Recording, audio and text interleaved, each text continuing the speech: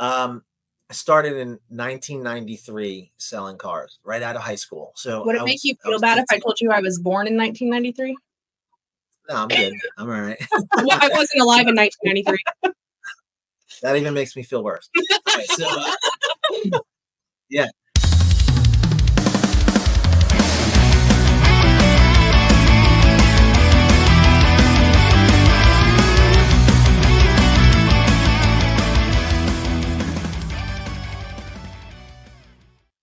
Hi, hello, and welcome back to another episode of the Chicks in Charge Automotive Edition. Today's guest has over 25 years experience in the industry and is the owner of JC Training and Development, Joe Cala. Welcome, Joe. Hello there. Thank you so much. Hi, how are you today? I'm doing good. How are you? We are doing great. It is Friday. It's the end of the week. We are ready for the weekend. Yes. It's been a busy week. Yeah, I hear you. It has been a busy week over here too. So, yeah, looking forward to the weekend. Can you believe it's already been almost, I think, over 2 weeks now since we were in New Jersey? I know. It's crazy, isn't it? It went like that. I got back from Jersey, and we went the next day. My wife and I went away for a few days for our 20-year anniversary. Saw that. And then after that, just came back and just was from one thing to the next. I was in Virginia, in Myrtle Beach, in Sumter. I mean, just all over the place. So, but I'm happy. Yeah, it's a blink of an eye. You know what? The older I get, I feel like time speeds up, and it just doesn't stop. I mean, it just keeps going. So, I gotta ask you before we jump in here, what is the secret to a 20-year marriage? Oh wow, what's the secret? There's really no secret. It's actually a known thing, and here's the thing: it's doing the best you can to love each other past each other's shortcomings, faults, annoying things, all that stuff.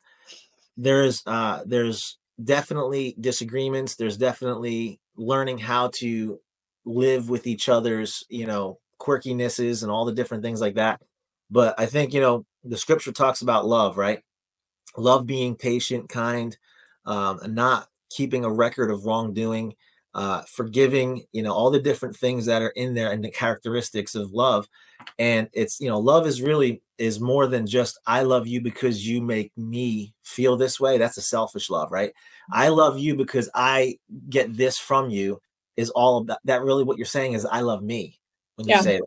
So when I say I love you, I'm loving you in the sense of where I'm doing what can I do to serve you, to help you, to bless you, to benefit you. And in doing that, it's not always easy, right? It's putting yourself to the side. It's putting your things that you would want maybe to be a certain way. Maybe sometimes you just let those things go so you can just keep peace. And so it's just a working, together, and allowing, also what I believe too for us is we've allowed God to be the center of it. So the Bible says that two are better than one, but a three-corded strand is not easily broken. So when you have three twined together, it makes it a little bit tighter. So listen, we've had our ups and downs, we've had our good times, bad times, and all the other things that come with the vows that you go through. But it's just a matter of commitment and staying with it.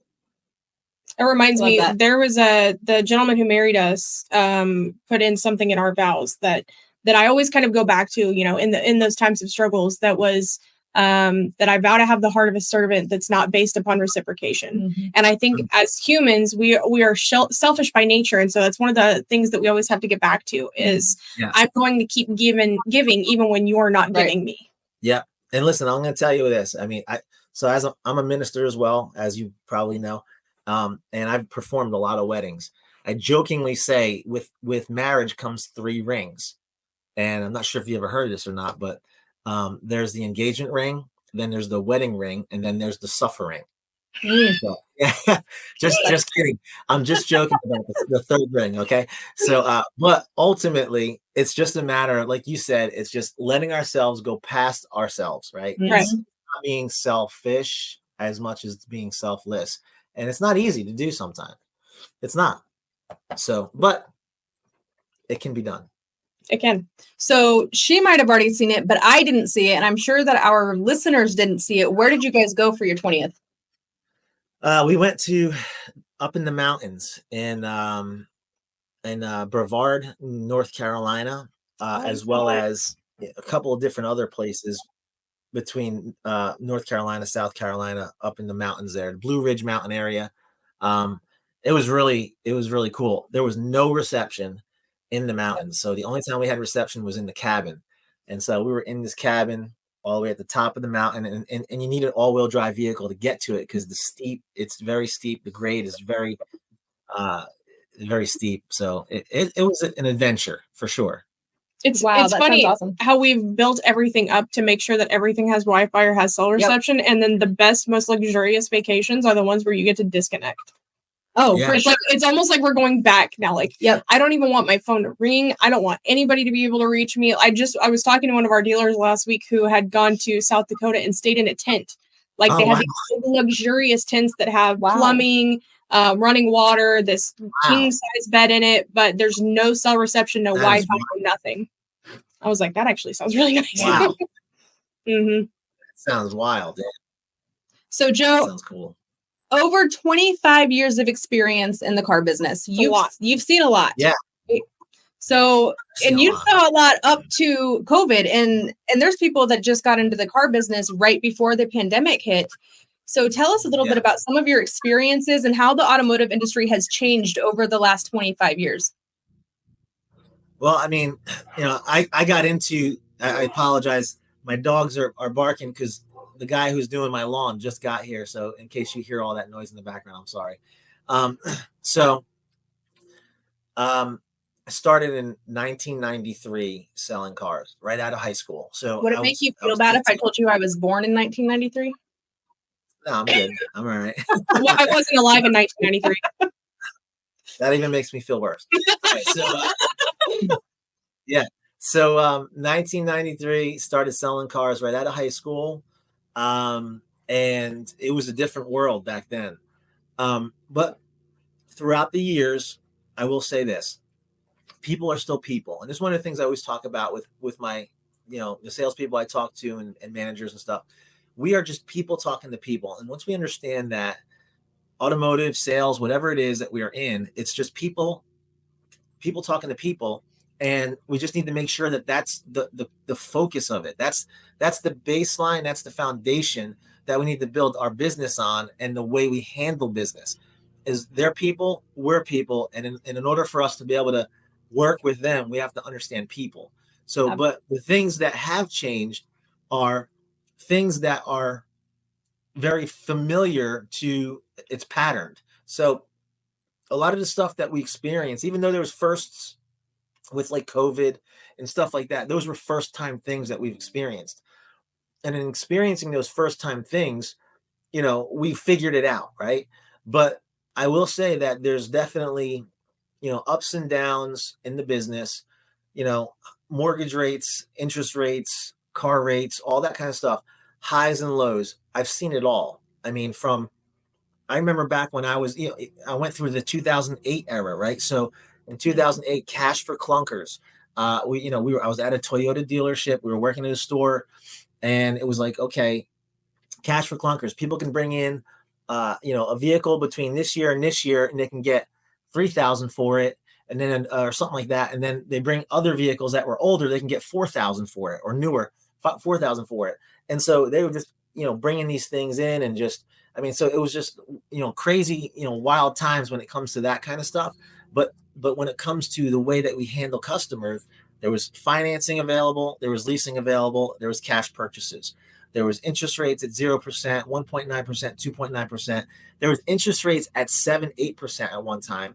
And again, we're back to that now. So when you look back at like the things we're dealing with in the industry now, it's all stuff that's happened before, and we've gotten through it, right? The sky's not falling. Yes, it's just challenges. And the things that we go through are challenges. And the challenges, it's just, it's the same thing when we thought about COVID. When COVID happened, I knew dealers that were furloughing their employers or employees. They were putting people on, at home. They couldn't do, test drives. They're thinking, what are we going to do? How do we do this? How do we survive? Some of the greatest, gross profits and money being made ever in the industry happening during those times when they thought it was just going to crash and burn and not be anything. So one of the things I've discovered about the automotive industry is this: the most resilient, most creative people I've ever met are from the automotive industry. They will get through it one way, somehow. There's nothing going to stop them. They're going to figure it out. They're going to think outside the box. They're going to look at something and say, how can we get better, since now we have to try to change the way we do things? And they change.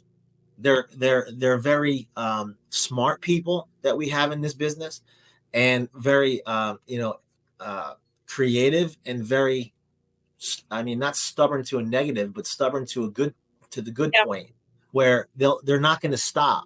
They're going to just keep their feet, get themselves, in a stance that's not going to knock them over, and they're going to go ahead and go after it no matter what. And that's what I've seen in this business. I mean, 25 years of this business, yeah, it's changed in many ways, but we're still here doing it and figuring out ways to put people in transportation.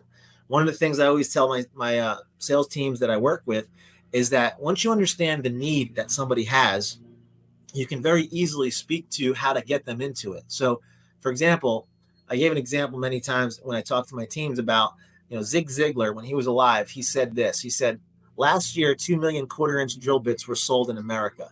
The crazy thing about that is that not one person needed a quarter-inch drill bit. You want to know what they needed? They needed a quarter-inch hole. And in order to get the hole, they needed the bit. And so it's the same thing when customers walk into our showrooms. This is why we understand the truth of knowing that when somebody comes in looking at XYZ vehicle, they say that's the one they want. They go home at something ABC, completely different. 80% of the times, right? 8 out of 10 times they walk in thinking they're going to buy that one, but they go home in that one. Why? Because the need isn't a Toyota. The need isn't a Honda. The need isn't a Chevy or a Tesla or a BMW or any of that. The need is transportation. Right. They need transportation, but we understand that in the mode of transportation, we can find many different things that can speak to why they want that particular transportation. Mm-hmm. If we ask the right questions and we say, so what were you trying to accomplish ultimately? What's your goal? And we can discover those things pretty quickly. Then we can help them marry to the right vehicle and get them in something that will fit what their need is, and also maybe speak to the desires and wants that they have as well. I want to touch on that. One of the last things that you said, 8 out of 10 customers come in and buy something else other than what they were originally interested in. And so when we reflect back, so I work in the BDC space. And so when I reflect back in the life of a BDR or anybody who's handling the first internet lead touch, say that the vehicle they're inquiring in is no longer there. It's sold. It, went to wholesale. One reason or another, the vehicle's not there. And they're counting out that lead. They're canceling it out, saying, "Oh, hey, I'm sorry, we actually already sold that vehicle. Best of luck." Yeah. How often are dealerships burning these opportunities because they don't realize that customers will buy another vehicle? I mean, there's not even an attempt to flip them to another vehicle a lot of times. Yeah. You're right. I say this. When somebody says, "Oh yeah, oh no, we sold that vehicle. I'm so sorry," and the customer goes, "Hey, no problem. Thanks. I'll talk to you later. Bye." And they hang up. Mm-hmm. And then I say to the salesperson or the BDR, "So what happened with that customer?" "Well, they're calling about the vehicle that's already sold." "Oh, okay. So do you think they're going to just walk for the rest of their life?" Nope. No, they're going to go to another dealership and call about a vehicle that's different than the one that they're calling about from us. They just didn't realize we might have what other things that might fit what they're trying to accomplish if we would have asked, right? Mm-hmm. So I think it all goes back to understanding. And again, that's a great point. When we talk about when it comes to the customer calling in on a specific vehicle, 100% yes. Can you get me a price on that vehicle? If I know the vehicle is completely sold, gone, and delivered 2 weeks ago, I know it's not here. For whatever reason, it's still on my website. Or somebody found a site that still has it up, right? Or whatever. They call in. "I'm calling about this vehicle." "Okay, perfect. I can help you with that. Just give me a second here as I go ahead and pull it up here. So what was it about that vehicle that you really liked? What is it that drew you to that vehicle?" So as I'm actually looking, so what happens many times is salespeople, they just wait, or BDRs, they just wait for the customer to tell them and ask them questions so that they can answer, and then wait to see what other questions are asked so they can wait and answer. And then they wait again to see what other questions are asked so they can just answer. And then they ask again, is there any other questions I can answer? Like, that's all they want to do is answer instead of direct. And so the call it's a conversation. They have an agenda, the customer. We have an agenda on our side as the dealership. We want to bring these two agendas together and not just be like this, but we want to come together. So in doing that, it's all about questions, right? It's all about how can we maximize the opportunity to provide the customer with the answers that they need and provide them with the need of transportation that they're trying to accomplish. So the thing I ask the customer is, so what did you like about that vehicle? Or what drew you to that vehicle in the first place? What caught your eye? What do you plan on using it for? Where do you plan on going with it? How do you plan on paying for it? Are you currently replacing a vehicle? Are you trading something in or maybe selling it? Are you trying, what are you ultimately trying to accomplish? Are you shopping additional makes and models in comparison to this, by the way? And also, are you open to looking at other makes and models if it can save you some money, maybe? Right? Those are the types of things that we want to bring up to the customer. And then with saying, okay, listen, unfortunately, at the time here, now, because I have these answers, at the time here, as I looked, this vehicle is currently not available. But don't worry. I have other vehicles that fit what you just told me was important to you and what you're trying to accomplish. Let's do this. I have a ton of things that I can show you. I have inventory that's not even on my website that hasn't even hit yet, that is going to be retail ready very soon. Let's set you up for a time to come in. I have some availability later this afternoon or this evening, what works best for you. Now I'm taking that customer down the road to bringing them in for a discovery. Let them see what we have and show them, and then get them hopefully to, walk through the door. Now, I don't want to come in, all these other things. Yes, we can talk about those things as well. But ultimately, I know that it don't matter what they're looking at anyway online or what they say they want, particularly, because ultimately they want transportation. But that I'm going to help them do that. When I understand the true need is transportation, and I understand the true desire of what they're trying to accomplish is what they tell me, whatever that might be. I just need to get into a new car with lower payment or with, whatever. And then whatever that is that they tell me, I'm going to say, look, I'm going to help you do what you're trying to accomplish. Trust me when I tell you, we work with our customers to get them into what they're trying to accomplish. And this is the other thing. Sales, we have to remember, is not me trying to sell somebody something they don't want. It's me selling them what they do want. If I understand that listen, by the way, they called me. They came into the dealership. When I say to a salesperson, they say, well, they're just looking, they're not buying. When somebody tells me I'm just looking, that doesn't mean I'm not buying. And that's unfortunately what happens so many times is salespeople think that's an objection. It's not. I'm just looking means I'm just looking until I find something that makes it worth my time to go ahead and take the next step to see if I might want to buy it. I've sold so many people cars who said they're just looking. The same day, they're just looking. The same time they tell me I'm not buying for a week, a month, 2 months. It doesn't matter. I don't care if they're buying 10 years from now. I'm still going to keep going through the process and make sure that I'm bringing that customer to each step down the road to the sale.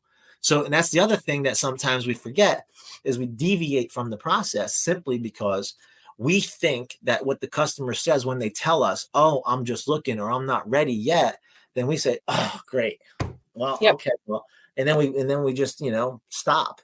But our job is to, okay, no problem. Hey, you're just looking? Perfect. No worries. That takes the pressure off of you and me. What can I help you find? Now when we take, and again, we're people talking to people and we start having those conversations. Now, okay, great. I'm on your side. I'm not trying to sell you. I'm trying to help you. And so many salespeople are forgetting about those basics because they've allowed themselves, because they sell in desperation. They need to sell. And out of desperation with that, trying to, get that next, sale, they forget that they're really more in line with helping somebody and connecting with them. If I can connect with them by asking them good questions, that's why I talk about the road to the sale. I literally was just at a store yesterday and I put on this on the whiteboard, the road to the sale. And I had like a road that went like this. And I had the steps here on this side, but then I had building rapport all the way down the road. because what you're doing through each step of the sale is building rapport. That's not a step. That's really just happening throughout the journey, right? And the more you can connect with the customer throughout that conversation and interaction and engagement with them, you give them confidence, you give them, you give them strength, you give them ability to say yes, because you're connecting with them and you're helping them by providing them the information they need to convince them to say, okay, let's go forward with this, Right. And I think that so much of sales is less sales and more educational.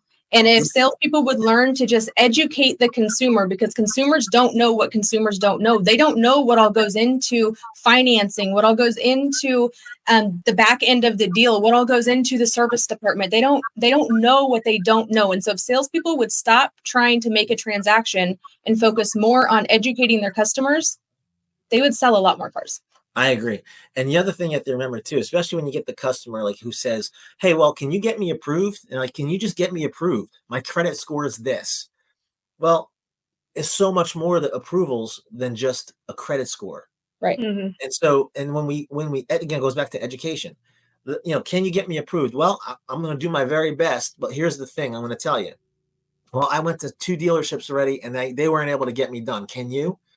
Well, okay, well, you went to 2 other dealerships. Well, what didn't happen at those dealerships that you wanted to happen? That's the first question, right? So what didn't happen that you wanted to happen? Well, I wanted to get approved and I couldn't. Okay, what did they tell you the reasons were? Right now, again, it goes into a conversation and it goes into me trying to discover the things that are really kind of important to them. So now the other thing is okay, well, when it comes to approvals are more than just a number. Banks at the same time, especially depending on, if how big the group is or how big the dealership is or, how much business we do, you can use that as a story as well. So, listen, you may have gotten no approval at other stores. Doesn't mean you're not going to, have that same, it doesn't mean that you're going to have that same thing happen here because we have something called buying power. That's other store down the road you may have, went to, they only do X amount of business each month. We provide amongst the 4 stores or 10 stores, if we're a big group or whatever, we provide these banks with this much more opportunity. So therefore they're more willing to say yes than other banks are. So, you start talking story and telling them, and like you said, educating them about how this thing works, now as well. Why don't you come in? Let's go ahead and take the steps to get you a solid call in on maybe they called you on the wrong vehicle. Maybe they didn't set the deal and structure it properly, right? So there's so many things that go into an approval than just, oh yeah, I'm a 525. Can you get me done? Yeah, maybe. I've seen 525s get done. So yeah, possibly. But where immediately another person on the another store is going to go 500. No, you're done. Sorry. Right. And they hang up because they don't want to put work into it. Right.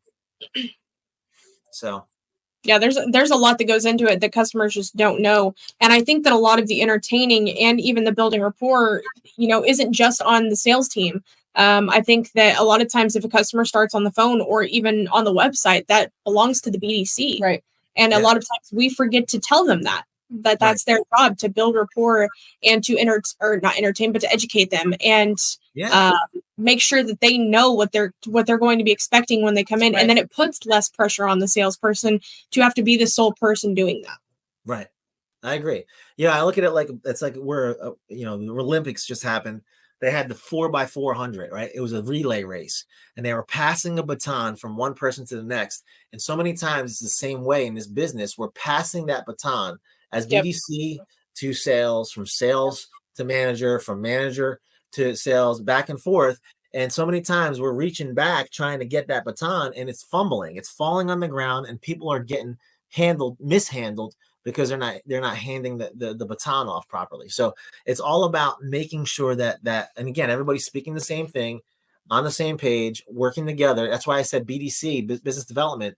It's a team thing. It's all of us thing. It's a, from the lot attendant to the detailer, to the technician, to the service advisor, to the salesperson, and so on and so forth. We're all in business development. Mm-hmm. When you say that, and I feel like I know what that means. What does that mean to you that the technician and the lot attendant and the detailer need to be focused on business development? What does that mean they need to be doing? That means that they need to be helping serve the customer with the intention to fix the problem, solve and provide solutions to the problems, and help the customer walk away with feeling that they were taken care of properly and that they got a win, right? So at the end of the day, customers don't like going, especially into service, right? Because they know if they're going to go to service, they're typically going to have to spend money, and if it's not like warranted and stuff like that. But how can a service technician add to the business development of the store? Well, if you hand the car back, and I've seen this happen, where the technician brings the car back and there's grease on the door on up top here. They still have, there's food on the ground from eating their lunch inside the car when they were working on it. There's, the floor mats are all jacked up with grease marks. And so how are these things going to impact business development? Right. Well, it's all about, again, it's the professional approach versus amateur approach. Are we going to provide a professional experience? These people, whether they're buying, or getting their car serviced, or they're buying a car, they're spending a lot of money, and their cars are a lot of money. And I always say this, when you think about it, some dealerships have worse service than Chick-fil-A. Chick-fil-A provides a better experience on a $10 combo meal than dealerships that are selling $50,000 units. So are we matching the experience between price and what they're buying and what they're experiencing? Or are we doing the hands in pocket? Hey, how you doing? What can I do for you? Can I help you out? Who are you here to see? From across the showroom. Or are we making it a professional experience from start to finish, on the phone, on the internet, or on the lot? It doesn't matter. It's important. Absolutely. And I like that you tie it back to Chick-fil-A, because everybody remembers their experiences at Chick-fil-A. Yeah. Because it's always their pleasure, right? It's always their pleasure. You're in and out, and they never make mistakes. Oh my God. And if they do, let me say this, because I've experienced a mistake. If they do, they fix it, and they hook you up. Like there was something that happened. They put like 12 free items on our Chick-fil-A app. Oh my Lord. Wow. It was like we didn't ask for that, but that's what they did. And it was like, okay, they just completely fixed that. I mean, like the customer first. It's customer first mentality, right? Right. And again, I'm all for customer advocating. And I'm all about that. At the same time, I'm not going to let that get in the way of me doing our job and understanding the ability for growth and all the stuff that we can do. But at the same time, you've got to bring a customer experience to these customers that they're going to remember, because at the end of the day, they're going to also let the world know if it was a bad experience through Google reviews, Yelp, Yahoo, whatever is out there that people still use, right? Facebook, all these different things. Right. And you said something earlier that I think really goes into that. And I think this goes into caring about what you do and having proper work ethic. And this is something we talked about a little bit offline before we came on here. Something that resonated with me, Frank Lopes made a post about it the other day. And then Jackie Elliott had made a video. Frank Lopes' post said, nobody cares, work harder. Yeah. And the video that I saw with Jackie Elliott was her speaking with somebody about Andy and how he is, they would go on trips and there would be pictures and he's like, I don't remember that.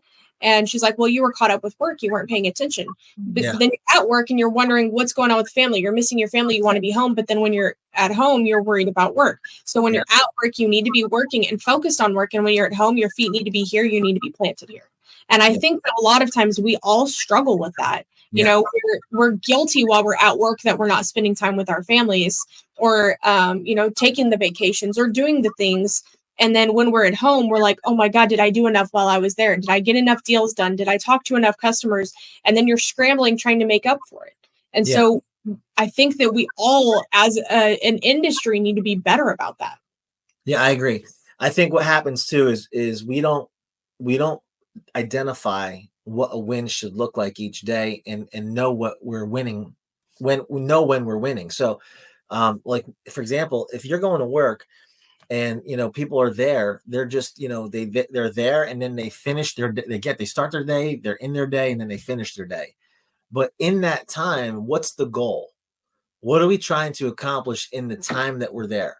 Do we have defined goals or wins that are defined? Because if we don't ever define what a win looks like, then how will we know when we do it, when we win? How will we know if we win? Right. So I think about this all the time. My girls, both my daughters, play very high level volleyball. And so like what happens is when you're in the game, you're in the action, you're playing, you're in the moment. They have a tournament tonight, they got a tournament tomorrow. So they're going to be in the game, they're going to be playing. What I've noticed many times is girls that are on the bench that are not in the game. Some of them, and most of them usually are paying attention, but every now and then you'll find ones that aren't. And then what happens is when you're on the bench, you have more of an opportunity to be distracted.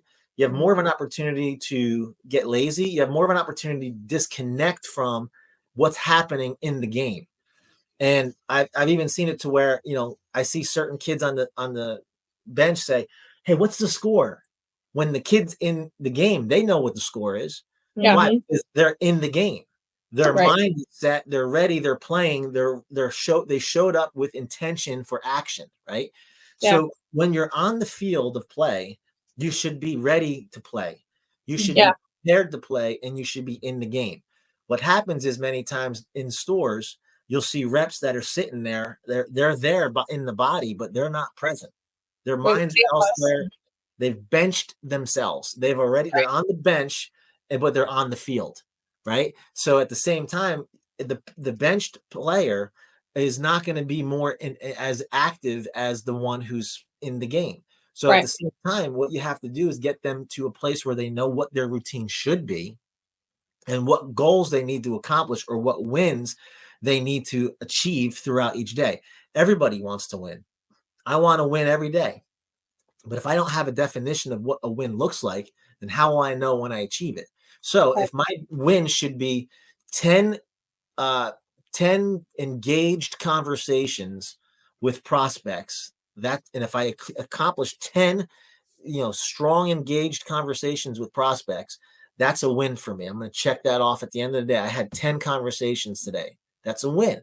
Because then another little win could be, I need to make 30 activities happen today. And that activity can be defined as a Facebook post, a video created, a FaceTime with a client, a phone call, a voicemail left, a text message sent, whatever you define the activity. Now, those are the activities. If I can complete 30, that's a win. Those are small wins, right?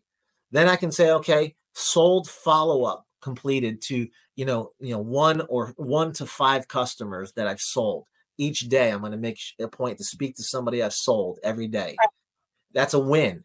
Then the big win. So those are little wins. Then I want a big win. A big win is a delivered vehicle, busting bugs, burning gas, whatever you want to say, right? Driving down the road. That's a win over the curb. That's a big win for me, right? So if you don't know what the definition of those wins are, then you can't celebrate them. So every day they need to come in with the intention to achieve the win. I don't play for fun. I don't play just because it's fun. I play to win. And I think you might have heard me if you were at the conference when I talked about how my kids, they literally look to step on each other's throats and beat each other in anything they play each other against. I mean, they will literally go for the win, even if it means making the other one suffer. I mean, they will definitely win. So they want the win. I want the win. I don't want to play to lose. And I know that there's times I'm going to lose, but I'm not going to let that loss keep me down. I was just talking about this with a dealer group out in Toronto this morning. And I said to him, listen, a professional, feedback, a professional takes feedback as ways to get better. An amateur takes feedback as criticism, as a negative thing. But when you're a professional, you realize that the feedback is for good. It's for constructive purposes, not destructive purposes. Right. You know what I mean?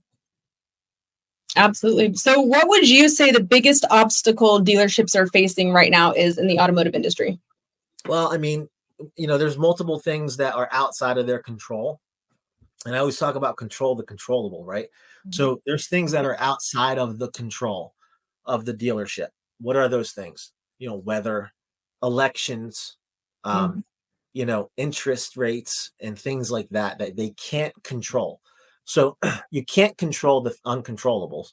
So you can't do anything about those. But what you can do is you can figure out how to maximize the opportunities in the process that you have and in handling those things when they're brought up to you, right? You can't promise to change the unchangeable. But what you can do is you can, I forget who said it. It's like, I can't control the wind, but I can adjust my sail and allow that sail to be able to be, utilize the wind to bring me in the direction I want to go. So it's the same thing when it comes to these things that we deal with.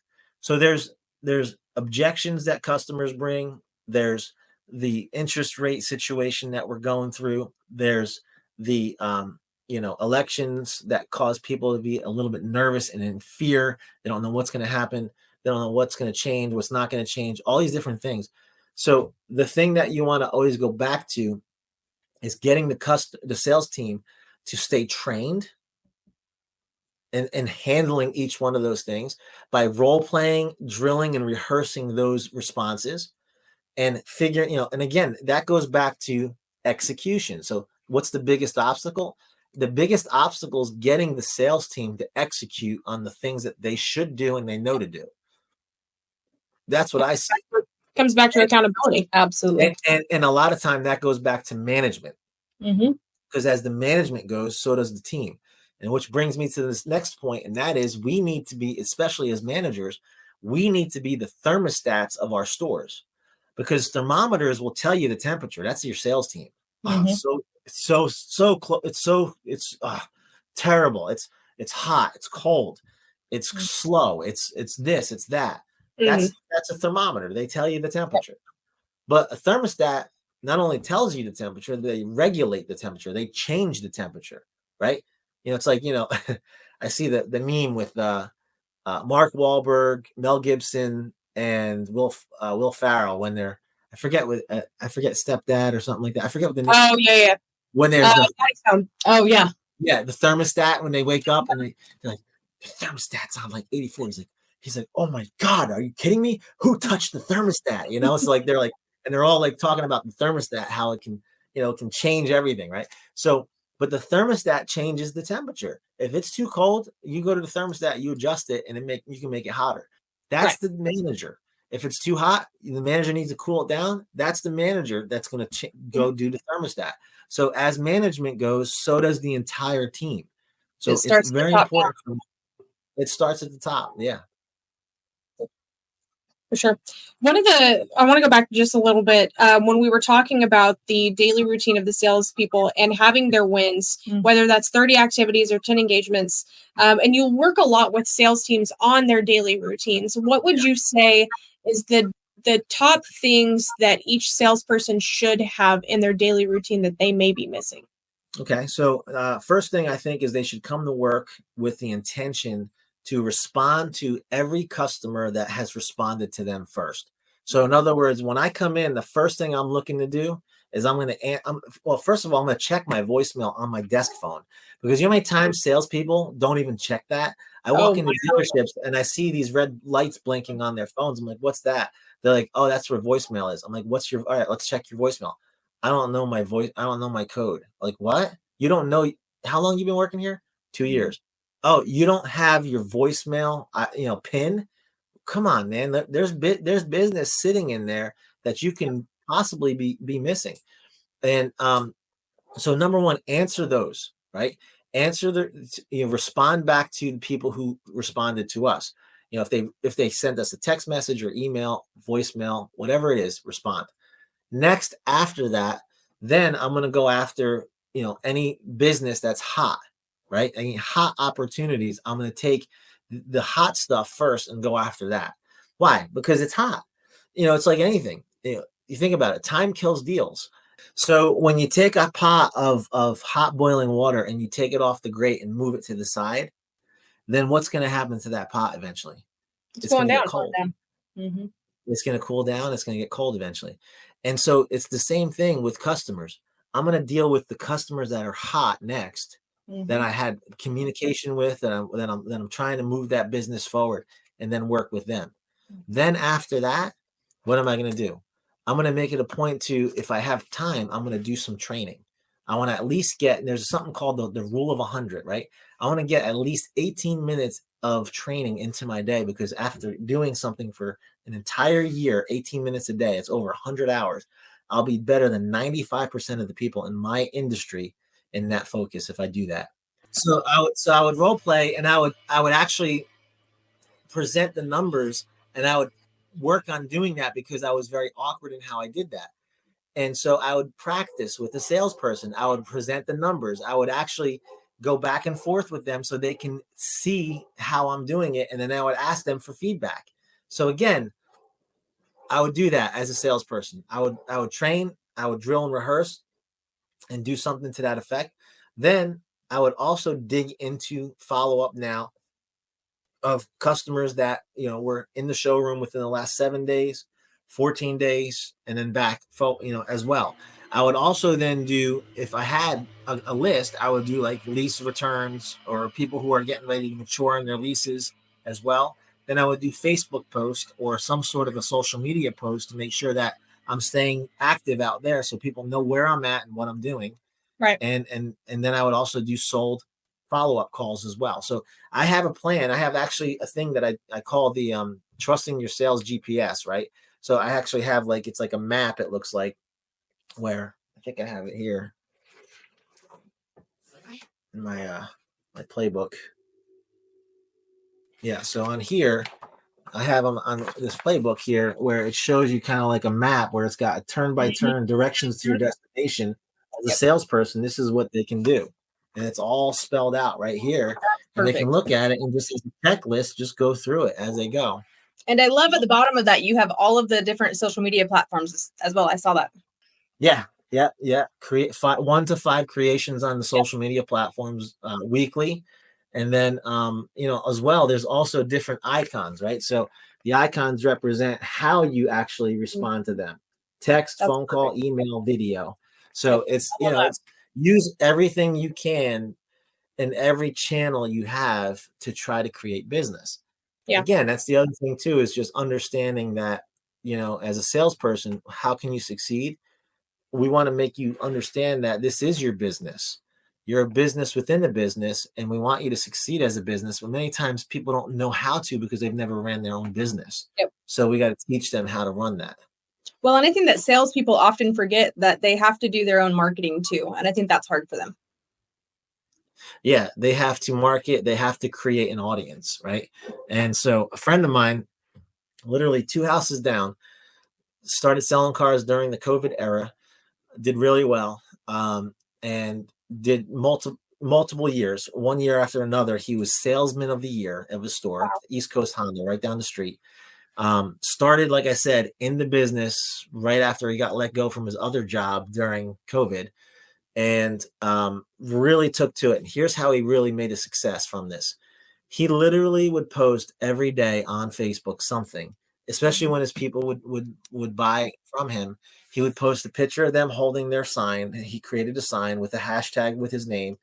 And then he would tell the story of how they actually ended up doing business with him. That was the cool thing about it. It wasn't just a picture of someone sold. It was the story. It was, hey, meet so-and-so. They ended up calling me from 2 hours away. We talked. They thought they couldn't do this. We were able to get it done, and they're driving. Like something to that effect, but detailed. It wasn't just a post and a picture and look what I sold. It was just a very detailed, and he did that very well. And he got so much business, and now he's a finance manager. He got promoted this past year after he won 2 years in a row. Yep. And so so and again, it's important to let people know what you do. You have to market yourself. Yep. Yeah, 100%. Wow. Yeah. Where can people reach you if they want to connect with you outside of this show? Okay, so they can go on my Facebook. They can reach out to me my handle is at Rev Joe Cala Jr. or on Instagram at Rev Joe Cala Jr. or my website at josephacala.com. We will include all of those links in the show description. Okay. Or they can call me or text me. My number is 848-248-0730. Perfect. Love that. And Joe is your guy if you need any help in the sales and development department. Thank you very much. Joe, really before we wrap this up, what is one piece of advice that you would give to somebody that was deciding to walk through the doors of a dealership today to start their career in auto? The one thing of advice I would say to them is make sure that if they're going to do this, that they're going to do this with everything they have. Because if you do anything that's going to be done is worth being done with everything you've got. Because if you can give it all your everything that you've got, meaning that you use your brain, your smarts, your mind, your network, your family, your friends, your social media, you can't be embarrassed about your position. You've got to let everybody know what you do, who you do it with, and why you do it. So I would say anybody wanting to get into this business, for me, it's the greatest business in the entire world. I've been able to make a very good living doing this, working in store, in retail, and then outside on the other side as well. And it's been, for me, I've met some of the most amazing people. I've been able to have some nice things in life because of it.